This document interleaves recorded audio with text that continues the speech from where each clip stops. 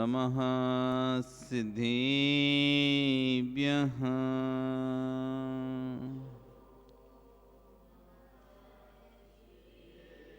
ॐ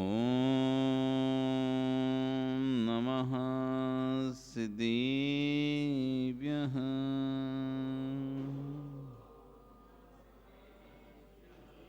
ॐ नमः सिद्धिभ्यः।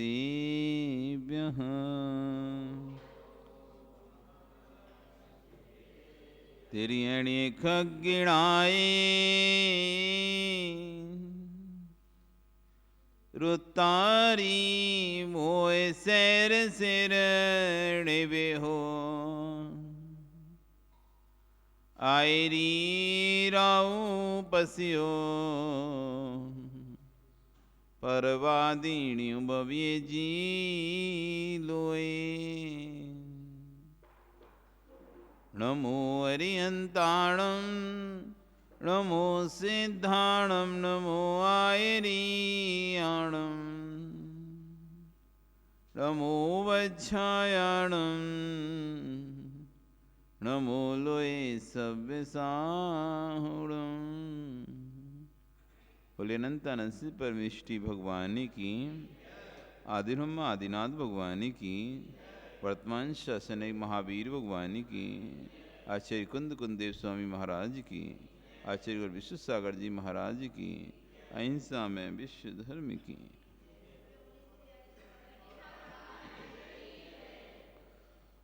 भवबंधु,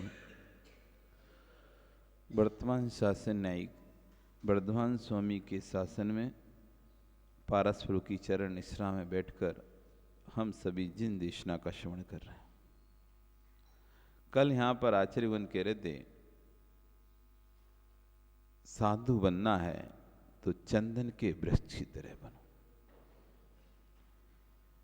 यदि मोक्ष मार्ग पर आगे बढ़ना है तो चंदन के वृक्ष की तरह बनो। ये मार्ग आसान नहीं है। ये मोक्ष का मार्ग, मुक्ति का मार्ग आसान नहीं है। दुखों से, क्लेश से भरा हुआ है, कष्टों से भरा हुआ है। इसलिए समता भाव हो तो व्रती बनना, समता भाव हो तो साधु बनना। यदि समता भाव नहीं है तो साधुओं की सेवा करो, व्रतियों की सेवा करो। चंदन का वृक्ष सुगंध देता है, तब भी लोग उसे काट देते हैं। चंदन का वृक्ष सुगंध देता है, खुशबू देता है, तब भी जीव उसको काट देते हैं, लेकिन तब भी वह अपनी सुगंध नहीं छोड़ता है। तब भी वह अपनी सुगंध नहीं छोड़ता है। इसलिए साधु बनना हो, व्रती बनना हो तो कैसी ही विपरीत परिस्थिति जाएं, भोजन ना मिले, अनुकूल कार्य ना हो, तब भी सुगंध ना छोड़ें। अपनी साधता की सुगंध, अपनी समता की सुगंध ना छोड़े। कसाय की दुर्गंध नहीं आना चाहिए। फल नवीन तब तक ये अच्छा लगता है जब तक सुगंध देता है। वस्तु तभी तक अच्छी लगती है जब तक सुगंध देती है। यदि उसमें से सड़ान आने लगे, दुर्गंध आने लगे, तो कौन व्यक्ति उसको अपने पास रखना पसंद करेगा? क्यों सुरेश, सड़े फल को रखना पसंद करोगे टोकनी में? क्यों? पहले क्यों फेंकोगे? इसलिए नहीं, उसके संपर्क से और सड़ जाएंगे, इसलिए फेंकोगे। तो सड़ा ना आ गए इसलिए नहीं फेंक रहे तुम। इसके संपर्क में बाकी के और रहे तो वे भी सड़ जाएंगे। ये तो सड़ चुका है, इसमें तो दुर्गंध आने लगी, लेकिन इसके साथ जो रहेगा वो भी सड़ जाएगा। इसलिए आप छांट छांट के भैया इसके साथ नहीं रखो, इन्हें अलग करो, अलग करो। फल भी वही रखा जाता है जो दुर्गंध नहीं देता है। दुर्गंध देने लगे तो फल की भी कीमत नहीं होती। रुपए किलो भी कोई दे तुम्हें ठेले पे, 50 रुपए के लिए कोई चीज 2 रुपए किलो भी देगा, तुम लेके नहीं आओगे। सड़ जाते हैं तो अलग रख लेते हैं। केले देखे आपने, काले से पड़ जाते हैं केले, तब भी बिकते हैं भी जो 25 रुपए के 12 मिल रहे थे, वो बाद में धीरे धीरे धीरे धीरे बिकते बिकते आखिरी में 2 रुपए के 12 मिलने लगते हैं। क्यों? अब वे सड़ने लगे, बास देने लगे, तो तुम जैसे बाबूजी तो लेंगे नहीं उसे। अब तुम जैसे समझदार होगा व्यक्ति तो वो तो भैया 20 के 12 ही वाले दो, हमें तो 25 के 12 वाले, 2 के 12 वाले नहीं चाहिए।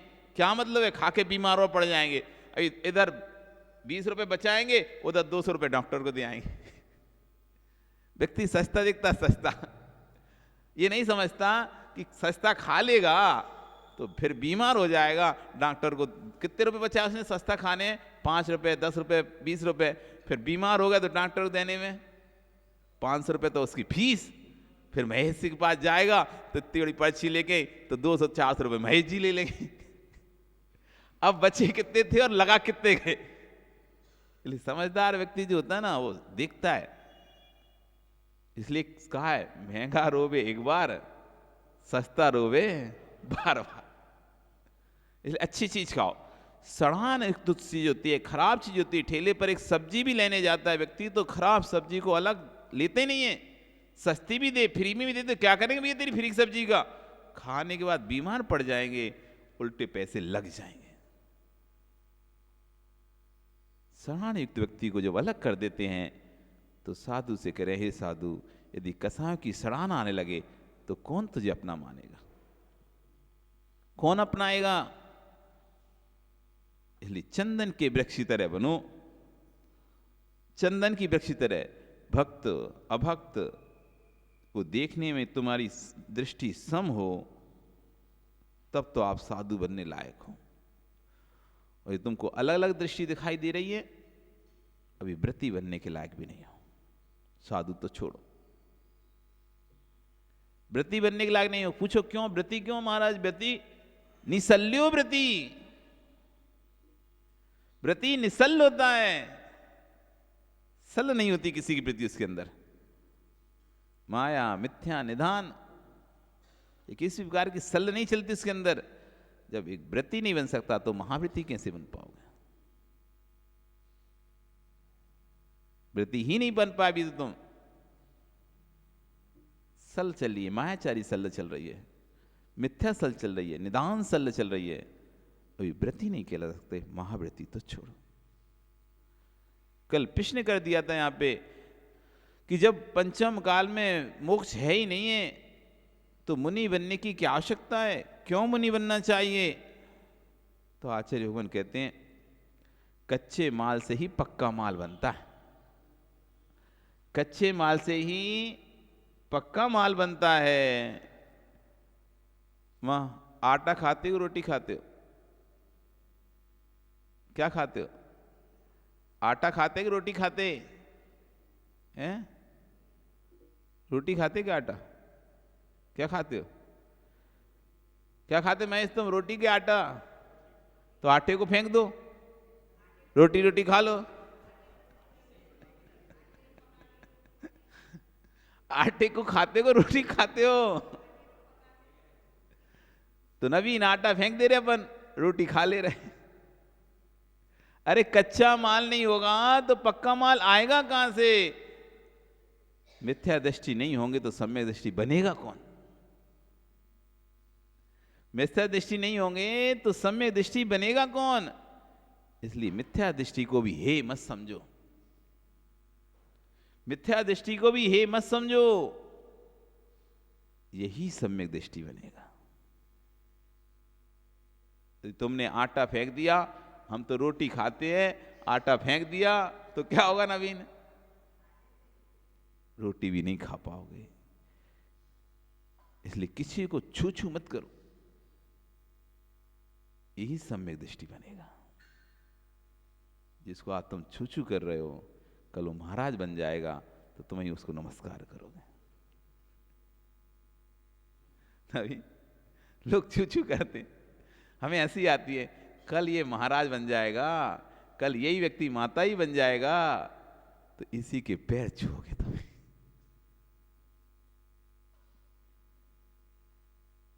तब कहोगे क्षमा करो, हमने बहुत छू छू की। मिथ्या दृष्टि सम्य दृष्टि बने। कच्चा माल ही पक्का माल बनेगा, यदि कच्चा माल नहीं होगा तो पक्का माल भी नहीं आ सकता। इसलिए सबके साथ समता भाव के साथ जीना सीखो, मैत्री भाव के साथ जीना सीखो। मैत्री का अर्थ ये नहीं कि तुम उनकी थाली में जूठा खाने लगो। नहीं तो महाराज मैत्री तो ठीक है, चलो अपन एक ही थाली में खाने लगते, नहीं। एक थाली में खाना कोई मित्रता नहीं है, एक दूसरे के गले लगना कोई मित्रता नहीं है, वो तो हिंसा है। तुमने अपना पसीना दूसरे के चिपका दिया, दूसरे का पसीना तुम में चिपक गया, उस पसीने में जीव थे, तो वे भी मरे, तुम्हारे ही मरे, ऐसे सट गए। तो गले लगना कोई मित्रता नहीं, ये तो हिंसा हो गई। तुम्हें कोई बीमारी थी, साथ में बैठ के खा रहे तो सामने वाले को और बीमारी लग गई। एक दूसरे कपड़ा पहनना ये कोई मित्रता नहीं है, तुमने अपने चर्म रोग दूसरे को दे दिए। मित्रता तो पर की पीड़ा हरना है, मित्रता तो पर की पीड़ा हरना है। जिस कार्य से दूसरे की पीड़ा दूर होती हो वो मित्रता है। सताना मित्रता नहीं, पीड़ा दूर करना मित्रता। कच्चा आटा नहीं होगा तो पक्की रोटी कहां से बनेगी। मिथ्या दृष्टि नहीं होगा, क्रोधी मायावी आदि नहीं होंगे तो सम्य दृष्टि बनेगा कौन। ये तो सम्य दृष्टि बनते हैं। इसलिए यदि कोई कुपित होकर मेरे पास आए तो आचार्यवन कहते हैं, कुपित होकर कोई मेरे पास आए तो विश्वास रखना उसको मैं आशीर्वाद ही दूंगा। कोई गाली भी दे जाए तब भी उसे आशीर्वाद दूंगा। क्यों, तेरे पास जो है तू वही तो देगा, आस पास जो होगा तुम वही तो दोगे। मेरे पास जो है मैं वही दे सकता हूं, जिसके पास जो होता है वो वही तो देता है, आस पास जो होगा वही तो दोगे। यदि आपके पास अच्छे शब्दों का चयन होगा विनोद जी, तो आपके मुख से अच्छे शब्द निकलेंगे, अच्छे अच्छे भजन आपको याद आते होंगे, याद होंगे तभी तो अच्छे अच्छे भजन निकाल पाओगे, और याद नहीं होंगे तो कहां से निकालोगे। तो जो होगा वही तो निकलेगा। अब नए व्यक्ति, नया लड़का आए, उससे कहो तुम पुराने भजन गाओ, उससे तो नए नए निकलेंगे। उसके मुख, उसने तो जो सुन के रखा है, जो याद करा है, वो नया पैटर्न याद करा। अब पुराने तो उसे पता नहीं कैसे होते थे। तो जिसके पास जो होता है वही तो निकलता है। यदि आपके पास क्षमा भाव है तो दया ही निकलेगी, और यदि आपके पास कसाय भाव है तो क्रोध ही निकलेगा। तो जिसके पास जो होता है वही तो निकलता है। आपके पास क्या है, क्षमा है या क्रोध है? आपके पास क्या है, क्षमा है या क्रोध है? जो होगा वही निकलेगा। मिला जुला है तो मिला जुला निकलेगा, मिला जुला है तो मिला जुला निकलेगा। शांतिसार महाराज से बनने वाला वीरसार विद्वान कहते हैं, पंडित जी, शांतिसार महाराज विद्वान से कहते हैं, पंडित जी, जिसने प्रश्न किया था कि साधु नहीं है तो जब मोक्ष नहीं है तो साधु क्यों बनना, तो शांतिसार महाराज कहते हैं, आम मिलेगा क्या? जाओ वो सामने देखो कौन सा पेड़ लगाएं। तो विद्वान कहता है ये आम का पेड़ है, तो जाओ आम लेके आओ इससे, ये आम का पेड़ है, आम लेके आओ। विद्वान कहता है महाराज आप तो ज्ञानी हैं, समझदार हैं, अभी आम का सीजन कहां पर है, अभी तो आम का सीजन नहीं है, तो इस पेड़ में आम कहां से लेके आएंगे हम? तो महाराज कहते फिर पेड़ को हटा दो जब सीजन नहीं है तो। अरे महाराज यदि पेड़ हटा देंगे तो सीजन में आम कहां पर आएंगे? यदि पेड़ हटा देंगे तो सीजन में आम कहां पर आएंगे? इसी पेड़ में तो सीजन में आम आएंगे, इसलिए पेड़ को हटा देने से तो आम फिर कभी भी नहीं मिल पाएंगे। तो महाराज कहते यही तो हम तुमको समझा रहे, अभी सीजन नहीं है, अभी मोक्ष जाने का सीजन नहीं है। यदि अभी तुम हट गए, जब सीजन आएगा तब कैसे बनोगे? अभी तुमने यदि पेड़ी काट दिया तो सीजन के समय फल किस में आएंगे? यदि अभी तुम मुनि बन जाओगे तो सीजन जब आएगा चौथा काल, तब तुम उस सीजन में मोक्ष चले जाओगे। और यदि अभी मुनि बने नहीं, फिर सीजन के समय फिर आम कहां से लाओगे? इसलिए पंचम काल में भले मोक्ष नहीं है, लेकिन वृक्ष मोक्ष का मार्ग तो है। पंचम काल में भले मोक्ष नहीं है, लेकिन मोक्ष मार्ग का अभाव नहीं है। बहुत गहरी चीज है। मोक्ष भले नहीं है, लेकिन सम्यक दर्शन ज्ञान चारित्र का अभाव नहीं है। आज भी चारित्रवान व्यक्ति पाए जाते हैं, आज भी मोक्ष का मार्ग है। यदि मार्ग ही नष्ट कर दोगे तो कभी मोक्ष में पहुंच ही नहीं पाओगे। मार्ग ही नष्ट कर दोगे तो मोक्ष नहीं पहुंच पाओगे।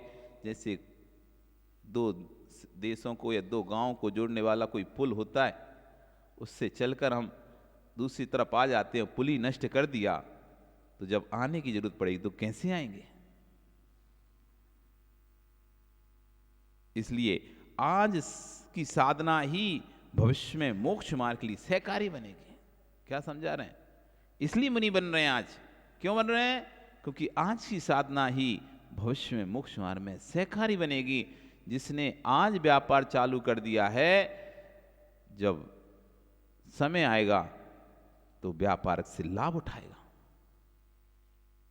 और उसी समय कोई चालू करे तो उसको व्यवस्था जमाने में टाइम लगे नहीं, जब तक तो सीजन ही निकल जाएगा। जब तक तो सीजन ही निकल जाएगा। आपको पता रहता है सीजन आने वाला है तो आप पहले से भर लेते हो सामान, पहले से ला के रख लेते हो सामान। क्यों? क्योंकि सीजन के समय तो फायदा लेंगे कि सामान खरीदने जाएंगे। यदि उस समय सामान खरीदने गए तो सीजन का फायदा कैसे उठा पाएंगे?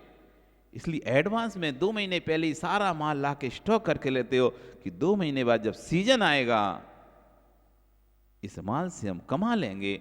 और यदि पहले से नहीं, अरे जब सीजन आएगा तब देखेंगे, जब सीजन आएगा तब देखेंगे, तो जब तक तुम खरीद के लाओगे तब तक तो सीजन ही चला जाएगा। अब रखे रहो पूरे 1 साल, फिर अब पूरे रखे रहो 1 साल, फिर अब चौथा काल आया तब सोचेगा तभी मुनि बनेंगे। चौथा काल आएगा, अब तुम जब तक मुनि बने, भाप बने और मुनि बने, तपस्या गए, तब तक काल ही निकल गया। अब फिर खूब 20 कूड़ा कुड़ी 10 कूड़ा कुड़ी सागर तक, अब फिर आए 10 कूड़ा कुड़ी सागर, 20 कूड़ा कुड़ी सागर बाद। आज की साधना भी भविष्य के मोक्ष के लिए सहकारी बनेगी। इसलिए तुम तो सब मुनि बनो, लेकिन बन के बनना, मिटने के लिए मत बनना। कर मिटाने के लिए बनो, लेकिन क्षयों को प्राप्त करके जिनवाणी का प्रयास नहीं करना।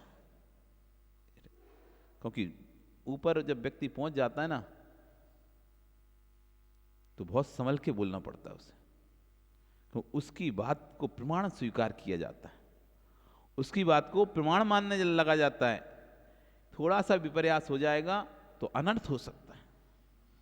हर व्यक्ति को मानने वाले होते हैं ना, तो जैसे जैसे उसके फॉलोअर्स होते हैं। एक बार उसने गलत बोल दिया, अब वो चाह कर भी नहीं बदल सकता। एक बार ललितपुर में थे, हुकुमचंद रतन तन दोनों भाई आए भारिल जयपुर से, टोडरमल स्मारक से।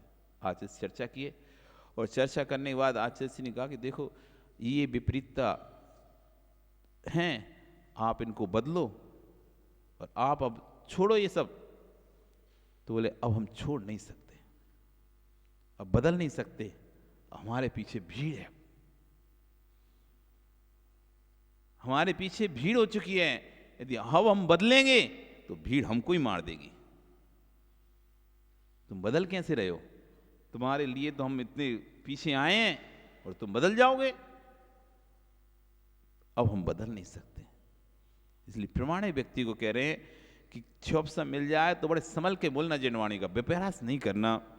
जब सांस सुनने में इतना आनंद आता है, भगवान बनने में कितना आनंद आएगा। प्रश्न कर रहे हैं, जब भगवान की बात सुनने में इतना आनंद आता है तो भगवान ही बन जाएंगे तो कितना आनंद आएगा। साक्षात तीर्थंकर महावीर बोलते होंगे तो कैसा लगता होगा। जब हम बोल रहे हैं तो तुमको अच्छा लगता है, गुरुजी बोलते हैं तो और अच्छा लगता है, तो जब साक्षात संवरण में बैठकर भगवान उसकी वाणी सुनते होंगे, कल्पना करो कि सामान्य वाणी सिर्फ सुनने पर इतना आनंद आता है, कोई विकल्प नहीं होता, कहीं जाने आने का भाव नहीं आता, कोई भी आकुलता व्याकुलता नहीं होती, फिर साक्षात भगवान की वाणी संवरण में बैठकर जो सुनता होगा क्या आनंद लेता होगा। तभी तो कहते हैं भगवान के संवरण में ना तो भूख लगती ना प्यास लगती। भगवान के संवरण में पहुंचने के बाद ना भूख लगती जीव को, ना प्यास लगती, ना दिन का पता होता ना रात का पता होता है। कई कई दिन निकल जाते हैं, व्यक्ति को पता नहीं चलता, मिनटों के जैसे कि दिनों पे दिन निकल गए। इतना आनंद आता है वहां पर। आप भी गए होगे, पक्का आप भी गए होगे भगवान के संवरण में। नहीं गए होगे तो यहां के आनंद से वहां का आनंद ले लो। नहीं गए हो तो यहां के आनंद से वहां का आनंद ले लो कि जब इतनी शांति यहां जिनवाणी सुनने में मिलती है तो वहां कितनी शांति मिलती होगी। इसलिए परस्पर विरोधी जीव भी एक साथ बैठ जाते हैं। एक समवसन क्यों कहा वहां पे, समवसन नाम क्यों है, समान रूप से सबको शरण है वहां पर।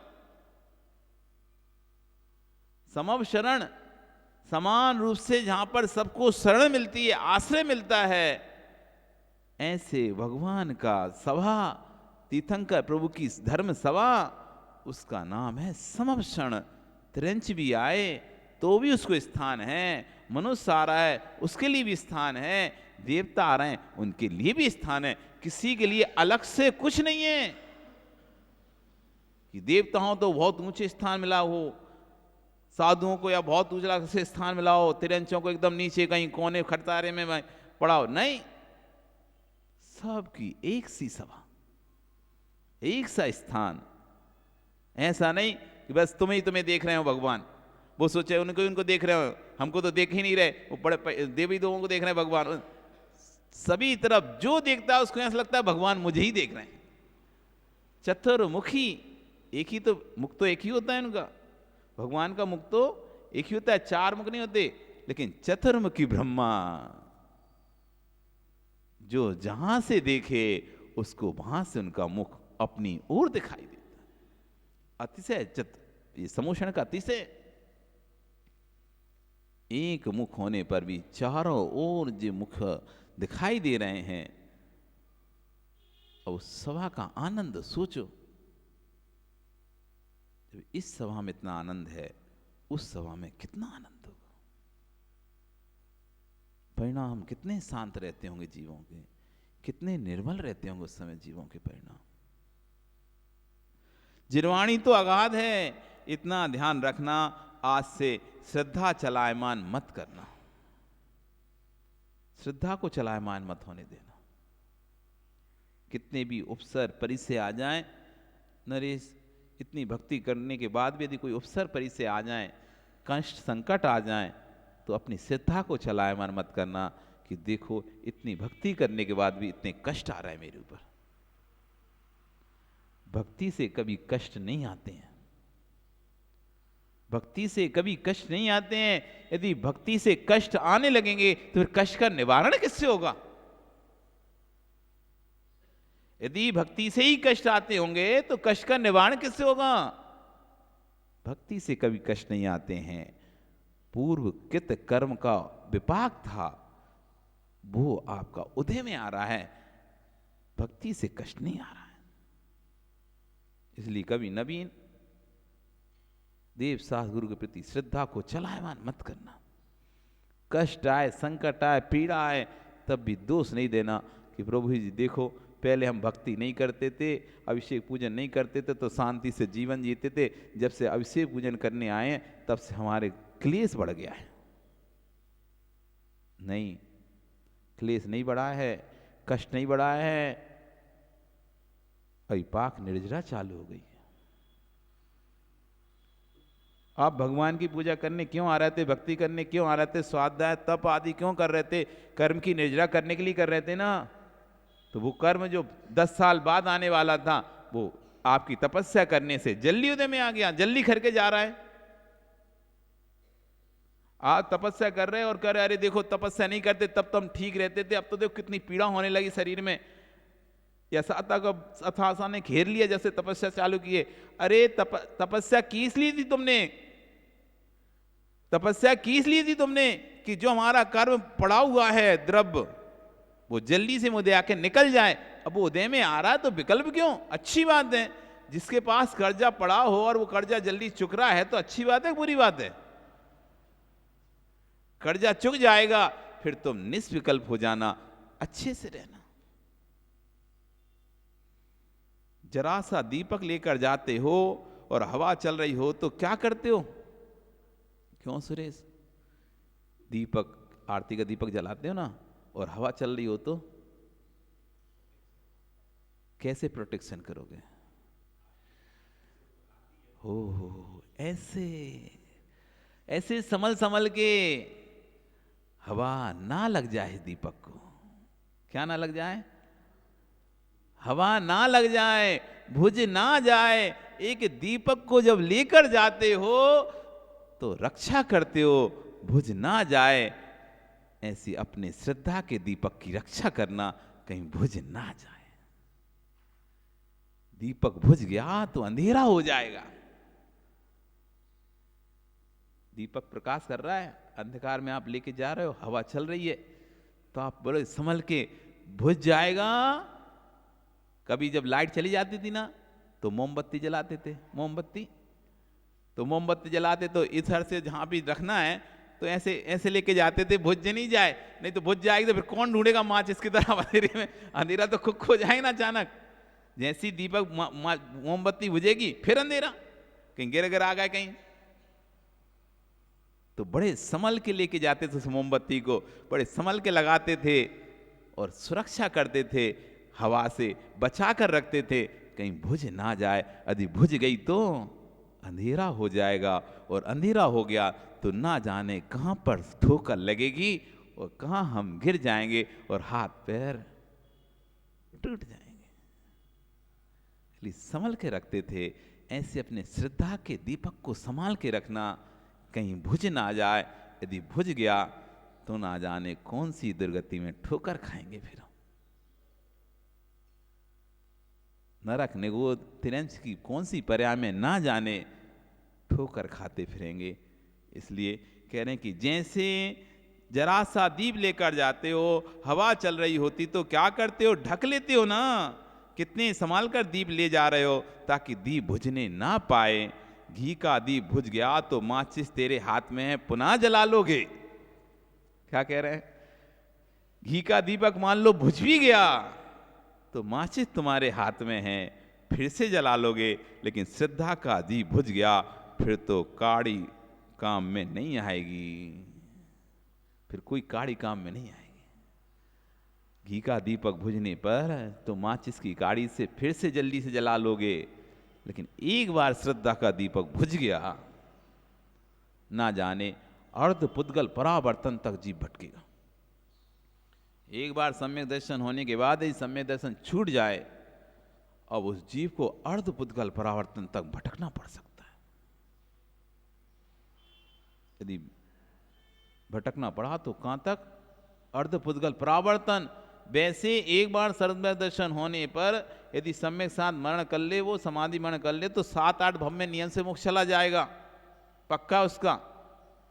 एक बार जिसने समाधि मरण कर लिया, अधिक से अधिक 2-3 भव और ज्यादा ज्यादा 7-8 भव, इससे ज्यादा उसकी संसार की स्थिति नहीं है। और यदि वो सम्यक दीपक बुझ गया, अनंता भव, अनंत भव, अर्ध पुद्गल परावर्तन में अनंत भव होते हैं, अनंत, जिनकी काउंटिंग नहीं है। इतने भव तक भटकने के बाद फिर सम्यक दर्शन प्राप्त होगा। आप सोचो, भगवान महावीर का जीव मारीची मिथ्यात्व में चला गया आदिनाथ भगवान के समय में, जब तक समूषण में था सम्यक के साथ था, लेकिन अभिमान आ गया, समूषण छोड़ के चला गया। मैं खुद ही जब भगवान हूं तो क्यों इनके चरणों में बैठूं।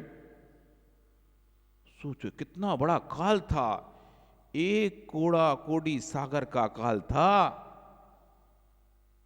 चौथा काल कितना था? एक पूर्व कोटि सागर का काल था।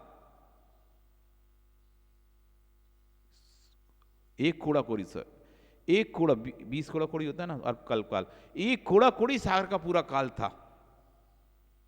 एक कोड़ा कोड़ी सागर का, करोड़ गुणित करोड़ तो होता है कोड़ा कोड़ी, करोड़ गुणित करोड़। अब इतने काल में वो, और उसमें लगा दिया सागर, एक कोड़ा कोड़ी सागर। एक सागर ही इतना है, एक सागर इतना है कि जिसकी कोई सीमा नहीं है। एक सागर का काल इतना है कि जिसकी कोई सीमा नहीं है।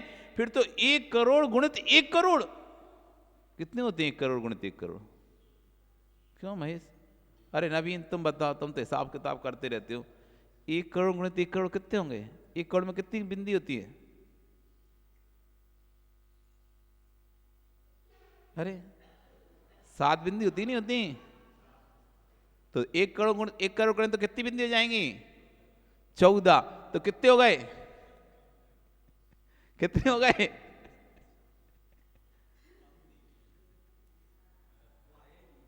क्यों नहीं है? आ जाएगा। इकाई, दहाई, सैकड़ा, हजार, 10,000, लाख, 10 लाख, करोड़, 10 करोड़, अरब, 10 अरब, खरब, 10 खरब, नील, 10 नील, आ गई 14 बिंदी। अब 10 नील सागर, कितना बड़ा काल था पहला काल? 10 नील सागर। एक सागर ही में तो अनंत भव निकल जाए तो एक सार खत्म ना हो। अनंत बार जन्म ले लो तो भी वो सार खत्म ना हो, इतना बड़ा होता है एक सागर।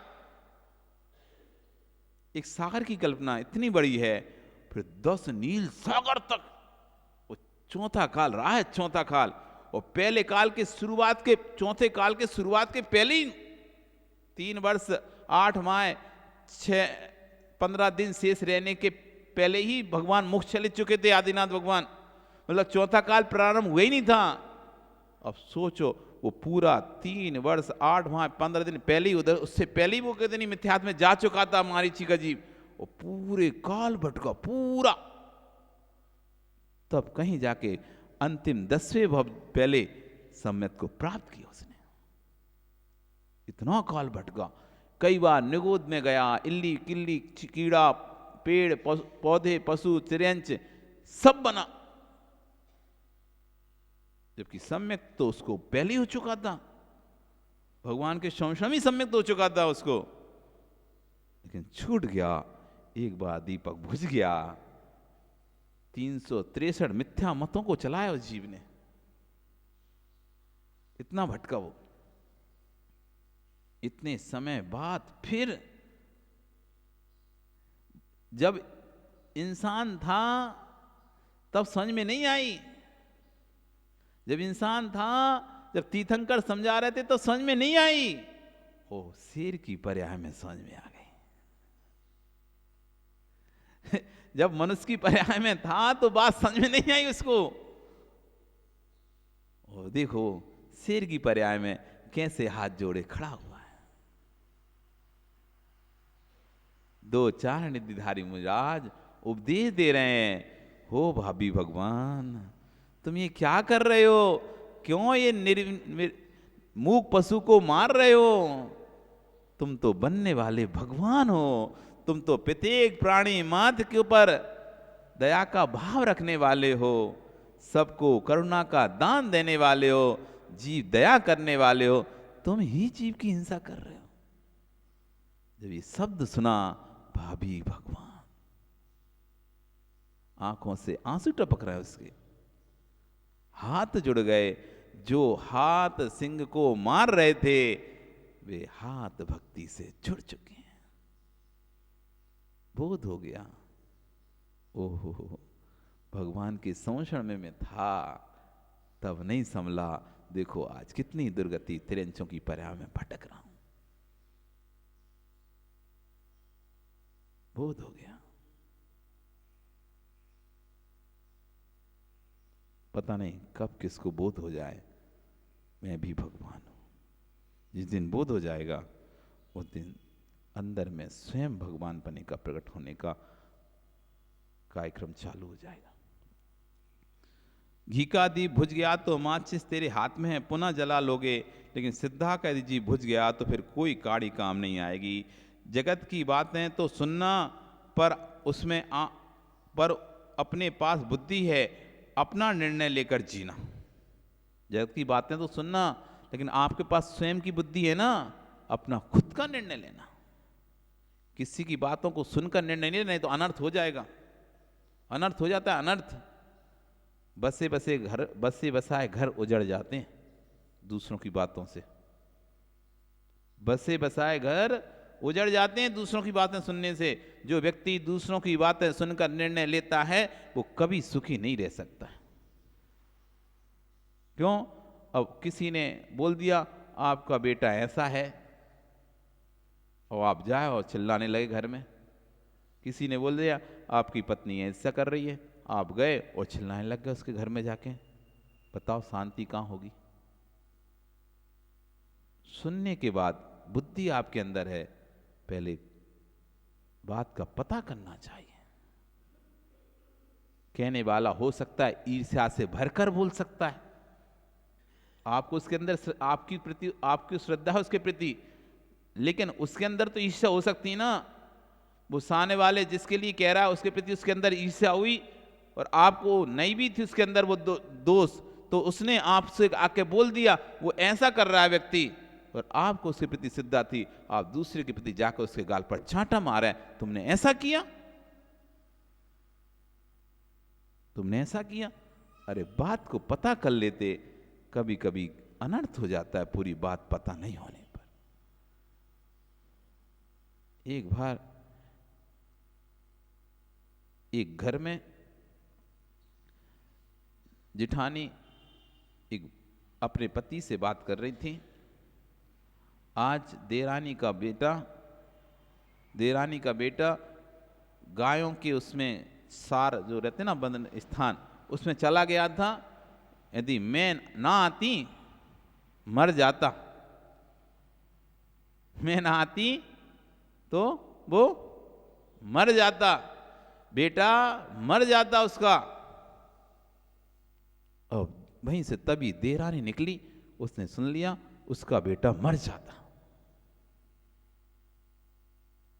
ओहो, मेरे बेटे को मारने की बात कर रही है, मेरे बेटे को मारने की बात कर रहे। अब तो मेरे बेटे को इस घर में सुरक्षा नहीं है। जाकर पति से कहती मैंने अपने कानों से सुना है, दीदी बोल रही थी कि उसका बेटा मर जाता। वो मेरे बेटे को मारने का सोच रहे हैं। अब तो इस घर में नहीं रहेंगे। बात बढ़ने लगी, बात बढ़ गई। अब तो घर में रहेंगे, पति भी हाँ हाँ अब तो अपन नहीं रहेंगे, अब ऐसे घर में बेटे को मारने की बात हो रही तो बिल्कुल नहीं है। और तुमने अपने कान से सुना है। पंचायत बिठाई गई, बात रखी गई, अब तो घर अलग अलग किया जाए। बात क्या थी? बात ये थी कि बेटा खेलते खेलते गायों के सार में पहुंच गया था। गाय कहीं पैर रख देती, सींग मार देती। जल्दी से हम पहुंच गए थे, हमने उसको उठाया। हम अपने पति से यही बोल रहे थे यदि हम नहीं पहुंचते तो बेटा मर जाता। अब आपने आधी बात सुन ली और ये धमाल हो गया। बात को पता नहीं करते हम और आधी बात सुनकर निर्णय ले लेते हैं। तो कह रहे हैं जगत की बातें तो सुनना, पर अपने पास बुद्धि है, अपना निर्णय लेकर जीना। नहीं तो ये दुनिया है रागी, ये अपने स्वार्थ को देखेगी, तेरा कल्याण कोई नहीं देखता है। विश्वास रखना, झमेलों में पड़कर अपनी सिद्धा को डबाडोल नहीं कर लेना। ये पंचम काल है, ये पंचम काल है। मुश्किल से तो श्रद्धा होती है इस काल में, ये पंचम काल है, मुश्किल से तो श्रद्धा बैठ पाती। विनोद जी, किसी की धर्म के प्रति हमारे कारण से किसी की धर्म के प्रति श्रद्धा ना टूट जाए, नहीं तो हमको बहुत बड़ा पाप लगेगा। कोई पूजन अभिषेक करने आता है, नरेश जी आप उससे यदि प्यार से समझाकर उसको हाँ हाँ करो करो करते हो तो अगले दिन फिर आ सकता है वो भाई तुमने डांट दिया कहीं उसे, उसी दिन, पहले दिन तो आया था, उसी दिन तुमने रूल एंड रेगुलेशन दिखा दिए। हम बहुत से लोगों को जो आते ना, हमको जब हार देने आते तो हम तो हार ले लेते हैं चुपचाप, लेकिन बाहर जो खड़े तो आज तू रात को नहीं खाना, आज तू आलू नहीं खाना, आज तूने हार दी। अरे दद्दा उसे मत सिखाओ, कल से नहीं आएगा। वो बालक आया था बच्चा कि महाराज तो कुछ त्याग नहीं कराते, चलो हार देकर आते हैं। वो हार देकर जैसे ही बाहर निकला तुमने उसे पकड़ लिया, क्यों आज तूने हार दिया तो आज तू रात में नहीं खाएगा, हार देने वाले को रात में नहीं खाना पड़ता। अरे अब कह तो देगा हाओ नहीं खाऊं, अब बस सोचे कल नहीं आऊंगा, क्यों कल फिर दूंगा तो कल फिर ये पकड़ लेगा मुझे दादा, फिर बोलेगा ये अम्मा, फिर पकड़ लेगी मुझे कि आज रात में भी खाना फिर दोबारा से। अरे महाराज तो नहीं छुड़वा लेंगे, दादा जरूर छुड़वा देगा मुझे। तो कल से वो फिर हार देने नहीं आएगा, क्यों कि तुमने उसे पकड़ लिया। अरे पकड़ना नहीं था, उसे पहले आदत डालना था, पहले उसे आदत तो डलने देते, जब आदत डल जाती वो स्वयं छोड़ देता। अब तुम पहले दिन से पकड़ लेते हो किसी को कि अब तेरा को ये नियम हो गया, अब तेरा ये नियम हो गया, तो बेचारा अगले दिन से हाथ जोड़ लेता है, आज तो ठीक है जैसे तैसे निभा लेंगे, रात में नहीं खाएंगे, आलू प्याज नहीं खाएंगे, लेकिन कल नहीं आएंगे, कल नहीं आएंगे, क्योंकि हार दे के, क्योंकि हम जैसे ही बाहर निकलेंगे तो ये माँ पकड़ लेगी, ये भैया पकड़ लेगा, बोलेगा आज फिर हार दिया ना, आज फिर नहीं खाना। इसलिए नहीं, किसी को जबरदस्ती बांधो मत, जबरदस्ती बांधो मत, श्रद्धा की डोर से बांध लो, वो बंधा रहेगा। जबरदस्ती बांधोगे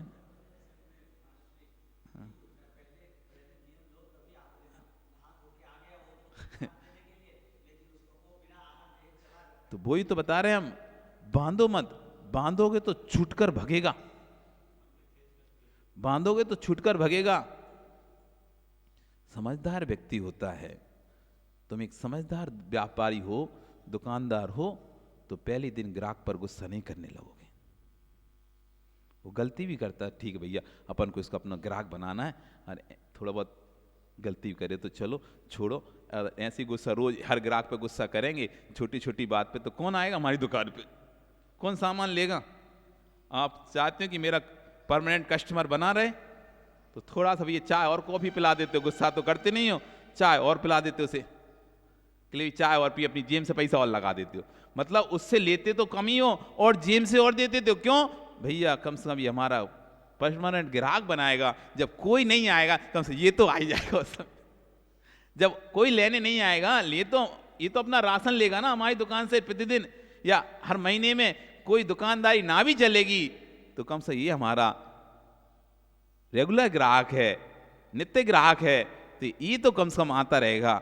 ऐसी आप धीरे से व्यक्ति को जोड़ो, कोई नहीं आया, ये प्रतिदिन का भगवान की भक्ति करने वाला वक्त है, ये तो आता रहेगा। यदि हमने उसको ही तोड़ दिया, उसको ही नियम दुनिया भर के कानून, तो अब जुड़ेगा कौन। इसलिए पहली बार में किसी को कानून नहीं दिखाना चाहिए, रूल नहीं दिखाना चाहिए, नियम नहीं बताना चाहिए, पहले जोड़ो।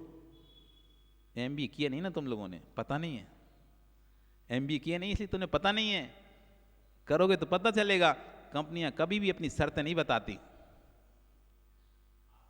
कंपनियां कभी भी अपनी शर्तें नहीं बताती, वो छोटे से बिल्कुल अक्षर में लिखी रहती हैं, शर्तें लागू स्टार लगा के, और ऊपर तो कहती हैं फेयर एंड लवली लगाओ 7 हफ्तों में गोरे हो जाओ।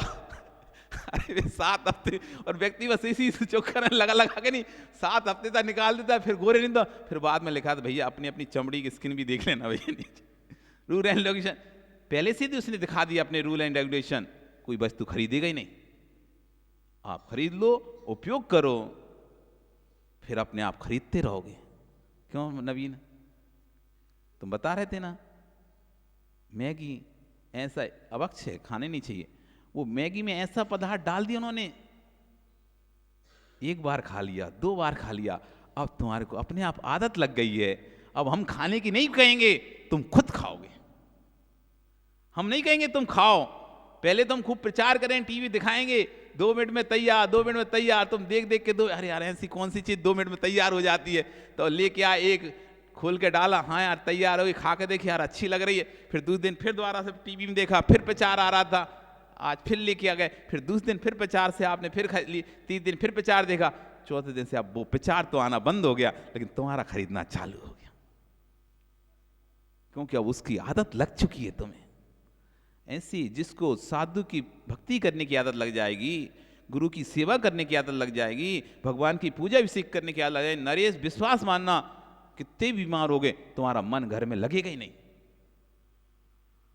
उठ के आ जाओगे तुम 4 बजे यहाँ पे, कितना ही बुखार चढ़ रहा हो, कितनी ठंडी पड़ रही, कितना कुछ हो रहा होगा, लेकिन तुम 4 बजे उठ के यहाँ पे जाओगे, नहीं मुझे तो भगवान की अभिषेक तो करना ही है, कुछ नहीं करूंगा, अभिषेक करके आ जाऊंगा, ज्यादा देर नहीं रुकूंगा, 10 मिनट रुक, लेकिन जाऊंगा जरूर। क्यों, तुमको आदत पड़ चुकी है यहाँ की। अब तुम नहीं जाओगे तो तुम्हें सूना सूना लगेगा, खाली खाली लगेगा, जी ऐसा लगेगा आज दिन में आज कुछ छूट गया मुझसे, आज मैं कुछ कर नहीं पाया। बेचैनी होगी आपको अंदर से, बेचैनी होगी आपको अंदर से कि कुछ छूट रहा, कुछ कमी है, कुछ कमी है। आज गए नहीं हम, आज गए नहीं, आज गए नहीं है। क्यों, तुम्हारी लगन लग चुकी है वहां पर। ऐसी जब गुरु के प्रति लगन लग जाती है तो आड़ देने नहीं आओ नवीन, तो लगता है आज कुछ छूट गया, नहीं तो सारे काम छोड़ के अरे जल्दी से फटाफट चलो हार देना है। अब हम बांध कर रखते तो तुम शायद एक दिन हमारे बांधने से जाते, 2 दिन हमारे बांधने से आते, लेकिन रोज हमारे बांधने से नहीं आते। हमने तुम्हें बांधा नहीं है, हमने तुम्हें बांधा नहीं है, श्रद्धा भरी है तुम्हारे अंदर, तो अब तुम बिना कहे भी आ जाते हो अपने आप। हमें कहने की जरूरत नहीं पड़ती कि नरेश हार देने आना। अब तुम शुरू में हमने कहा नवीन हार देने आना, लेकिन उसके बाद अब नहीं कहते हम नवीन हार देने आना, क्योंकि नवीन अब श्रद्धा की डोर से बंध चुका है, अब बिना कहीं दौड़ा दौड़ा आएगा। तो श्रद्धा से भरना सीखो, किसी को भी जीव को श्रद्धा से भरना सीखो। जो श्रद्धा से जुड़ा है, फिर आप अब कहोगे नवीन एक काम करो, तुम रात को नहीं खाना, तो नवीन कह देगा ठीक है महाराज जी, अब हम 7 बजे के बाद नहीं खाएंगे। भाव आने लगे ना, धीरे धीरे भाव आते हैं ना, उसको जब समझाएंगे, जब श्रद्धा से जुड़ जाएगा, फिर हम उसको समझाएंगे देखो रात्रि भोजन करने में ये दोष हैं, ये नहीं खाना रात्रि में। वो कहेगा ठीक है, एक काम करते हैं, हम सीमा कर ले रहे हैं, 7 बजे तक अपना रात्रि भोजन का नियम ले रहे हैं। जो अनलिमिटेड चल रहा था, कभी भी खाने वाला नियम था, तो उसका सीमित हो गया। 7 बजे उसने अपने आप को, पहले तो सोचा था कि महाराज वो 1 महीने कहीं गए थे, तो वो 1 महीने जबरदस्ती नियम ले आए थे 5 बजे तक का खाने का, अब बड़ी समस्या होती, लेकिन अब मन में आ रहा है नहीं, अब 7 बजे के अंदर अंदर हम खा लिया करेंगे। क्यों, अब वो जुड़ चुके हैं हम धर्म से, तो अपने आप अंदर भाव आ रहे हैं कि नहीं अब 7 बजे के लिए। पहले तो ऐसा था कभी 1 महीना पूरा हुआ है, 28 दिन बचे, 27 बचे, 26 बचे, 25, 24, 23, अब तो बस 1 दिन और बचा है, जैसे तैसे निकल जाए, ऐसा सोच रहा था। और जब श्रद्धा से भर गया तो जीवन भर के लिए अब हम नहीं खाएंगे, ऐसे भाव आने लगे। ये है श्रद्धा का, ये है आस्था का फल। इसलिए श्रद्धा और आस्था से जीव को भरना चाहिए, बांधना नहीं चाहिए। इसलिए कभी भी कोई हार देने आए ना, तो कोई पकड़ मत लेना तुम उसे, हैं तुम तो नहीं खाती। वो समस्या वहां पे पता है किसके साथ होती, जो नहीं खाता ना वो पकड़ता है, जो खाता है वो तो पकड़ेगा ही नहीं उसे। जो नहीं खाता, भैया मैंने छोड़ा है, मुझे छुड़वा दिया था 1 महीने का, अब मैं बेटा तुझे ही छुड़वाऊंगा। मैं छोड़ के आया ना 1 महीने का, हार दिए मैंने 1 महीने का छोड़ा। तब जैसे तुम कोई माता ही पास चले आओ और तुम हार दो, और हार में माता ही तुमको कह दें, तुम कहो कि 2 दिन का छोड़ेंगे, 3 दिन का छोड़ेंगे, माता ही ना माने और तुमसे कहे नहीं 1 महीने का छोड़ना पड़ेगा, तो तुमने मजबूरी 1 महीने का छोड़ दे। अब तुम बैठे हो, पीछे से तुम्हारा दोस्त आया, वो भी खाता है आलू, वो भी खाता है सब, तब वो बैठा है और वो कह रहा है 2 दिन का, 3 दिन का। अरे नहीं नहीं नहीं, 1 महीने से कम तो छोड़ने नहीं, हमने छोड़ा ना 1 महीने का, तुम भी 1 महीने का छोड़ो। और नहीं भी माता, ये मान लो कोई लेते लेते भूल गए, अरे माता छुड़ाया नहीं इसको 1 महीने का। अब आप उसे जोड़ नहीं रहे, आप उसे तोड़ रहे हो, अंदर ही अंदर तोड़ रहे हो आप। इसलिए आपका नियम है, आप पालन करो।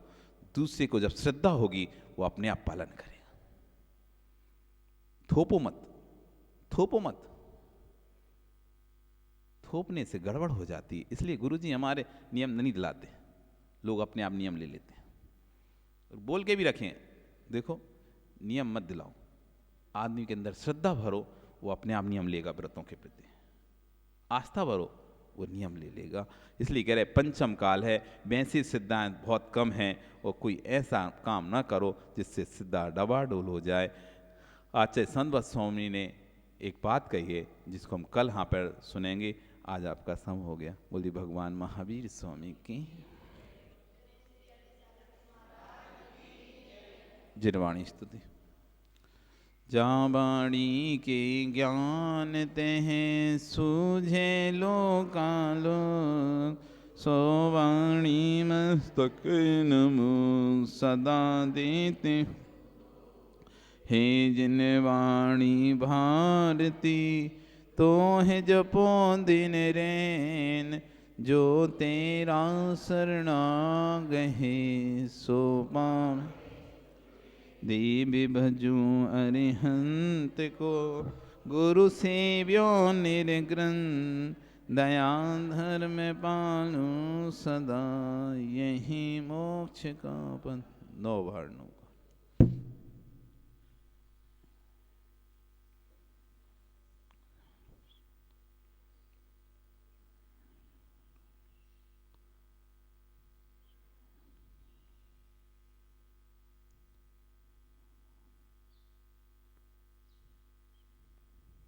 दास्तान जिनवाणी माता की, आचार्य गुरु विश्व सागर जी महाराज जी की।